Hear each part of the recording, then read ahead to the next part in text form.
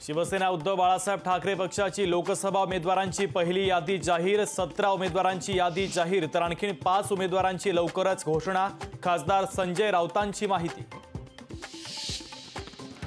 मनोज जरांगे पाटील यांच्यासोबत सामाजिक युतीची घोषणा करत वंचितकडून उमेदवारांची यादी जाहीर। अकोल्यातून स्वतः प्रकाश आंबेडकर लोकसभेच्या रिंगणात।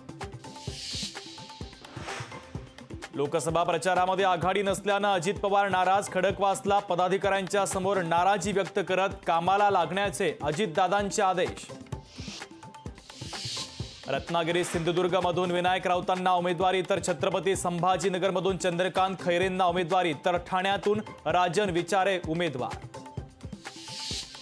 सांगलीच्या जागेवर शिवसेनेचा दावा कायम तर चंद्रहार पाटलांना सांगलीतून उमेदवारी। काँग्रेसच्या दावेदारीमुळे महाविकास आघाडीमध्येच रस्सीखेच कायम। छत्रपती संभाजीनगरमधून शिवसेना उद्धव बाळासाहेब ठाकरे पक्षाच्या वतीने चंद्रकांत खैरेंना उमेदवारी जाहीर तर खैरेंना उमेदवारी जाहीर होताच अंबादास दानवेंच्या नाराजीची चर्चा तर कोणतीही नाराजी नाही, दानवेंची स्पष्टोक्ती। गडकरींचा उमेदवारी अर्ज दाखल करण्यास नागपुरात महायुतीचं जोरदार शक्ती प्रदर्शन तर भाजपच्या होम पेजवर गडकरींविरुद्ध काँग्रेसचे विकास ठाकरे यांच्यात काटेकी टक्कर। नाशिकच्या लोकसभेच्या जागेसाठी छगन भुजबळांच्या नावाची चर्चा तर आपल्याला कल्पना नसल्याची भुजबळांची स्पष्टोक्ती।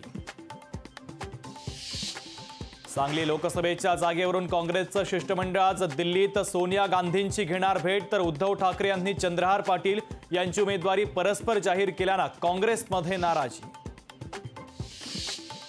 तिचारी गैरव्यवहाराच्या प्रकरणामध्ये ठाकरे गटाचे नेते अमोल कीर्तीकर यांना ईडीचं समन्स। आज हजर राहण्याचे आदेश तर कीर्तीकरांच्या अटकेचीही शक्यता। पहिल्या टप्प्यातील उमेदवारी अर्ज भरण्याचा शेवटचा दिवस। शेवटच्या दिवशी महायुतीचे उमेदवार रामटेक आणि गडचिरोलीमध्ये दाखल करणार उमेदवारी अर्ज। एप्रिलच्या पहिल्या आठवड्यापासून काँग्रेसचा देशभरात प्रचार। राहुल गांधी, प्रियंका गांधी आणि खरगेही प्रचारात उतरणार। महायुतीने अमरावतीमध्ये नवनीत राणांना उमेदवारी दिल्यास प्रहारही उमेदवार देणार। आमदार बच्चू कडूंचा थेट इशारा।